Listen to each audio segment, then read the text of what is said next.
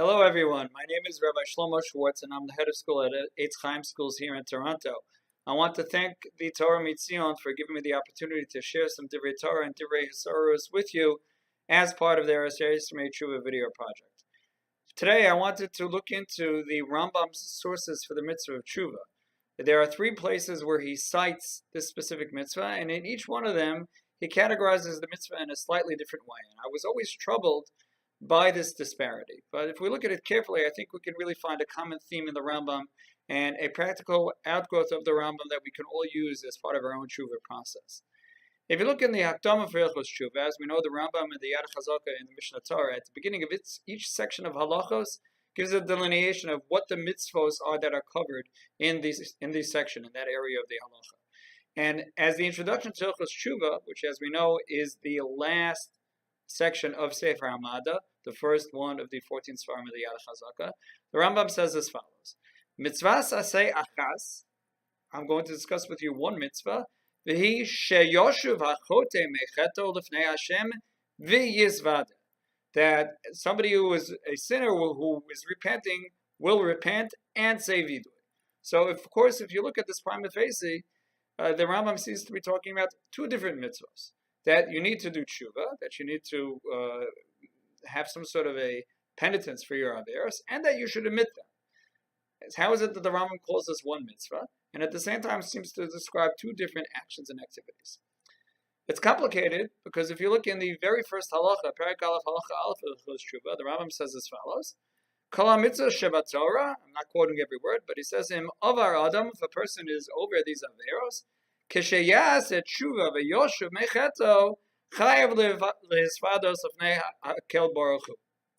Which means that when a person does Teshuvah, he has an obligation to say vidui. So this seems to indicate that the mitzvah is vidui in and of itself. It's not something which entails Teshuvah per se. It's just that Teshuvah seems to be some sort of a precondition. If a person chooses to do Teshuvah, then he has a mitzvah and an obligation to, in fact, admit it verbally, to enunciate, in fact, that he is taking ownership of his averos.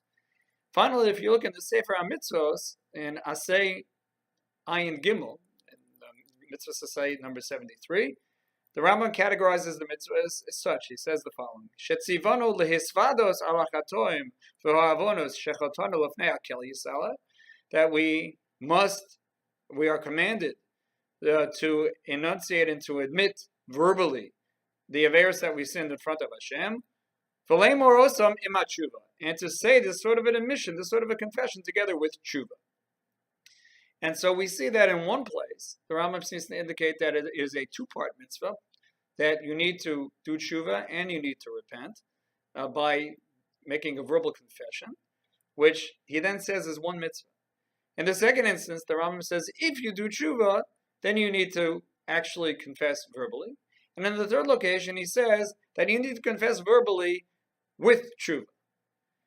I think if we look at this as a totality, we really can come up with a simple explanation that ties all these Rambams together. The main point of the mitzvah is clearly that of Teshuvah. And that which we would call the Kiyum mitzvah is to return to Hashem. And that's a process which is a whole body process. It involves our intellect. It involves our emotions. It involves our metaphysical connection with HaKadosh Baruch Hu.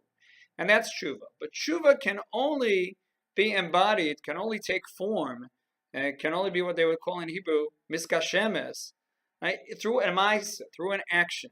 And that action is, in fact, confessing verbally. You have to actually spell out and clearly articulate the words that you are sorry. You confess what you did and why you are sorry for it. And while the main mitzvah, the Kiyum mitzvah, is through doing Teshuvah and returning to Hashem, and He's the only one who knows that you are being honest and sincere in your Teshuvah efforts. At the same time, the Ma'aseh HaMitzvah is through expressing verbally and clearly that you, in fact, are taking ownership of your misdeeds. We can prove this, that the power of words is really what drives the Teshuvah. And we know that so often we have inchoate thoughts in our head and we're debating back and forth, but until we're actually committing ourselves to say it out loud, we're not necessarily being sincere and honest with ourselves. If you look in this week's Parsha, by the time you see this video, it will no longer be this week's Parsha.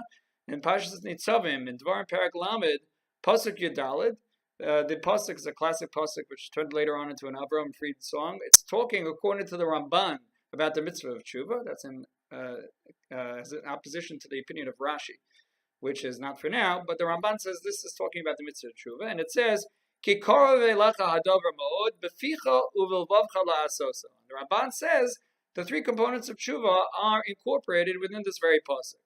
Beficha, you have to articulate your confession. Bilvavcha, you have to be sincere in your heart. And la'asoso, you have to move forward with a kabbalah la'asid and a follow-through in the future that you've changed your ways, you've changed your methodology.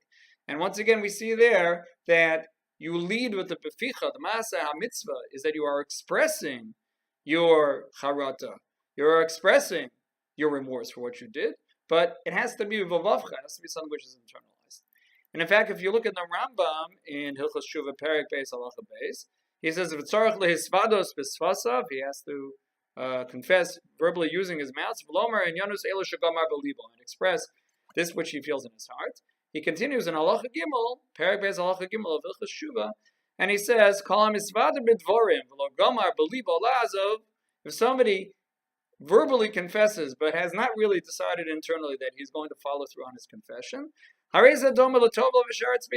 it's as if somebody is going to the mikvah while he's still holding a sheretz, as a rodent, something that would render you still impure by touching it. And you're trying to go to the mikvah to become tahor. You don't become tahor that way. And that's an expression that Chazal use very frequently to talk about somebody who is insincere in his mitzvah observance. Or it's more of an outside show as opposed to an internal commitment. We know that so often we have difficulty looking in the mirror. We have difficulty owning up. And sometimes we'll think about doing teshuvah and we will want to make a commitment. But we don't always follow through with an action that can take it a step forward.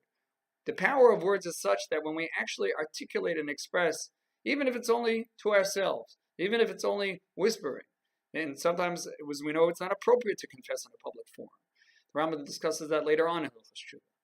But unless we actually articulate and make a commitment, and that commitment goes from thoughts and feelings to actual verbalization, to actual expression, we cannot take the first step towards teshuvah. We know that our words are so powerful, and it's not that the words themselves are the fulfillment of the mitzvah of teshuvah, but in fact, the words are a portal to strengthen our internal resolve and our commitment to truly oppose Hashem with full teshuvah. I wish all of you a gemach chasima tova, and may HaKadosh Baruch Hu accept all our tefillos and all of our teshuvah, and give us brachas for hatzlacha for the entire year ahead. Thank you so much, and have a wonderful Yom Kippur.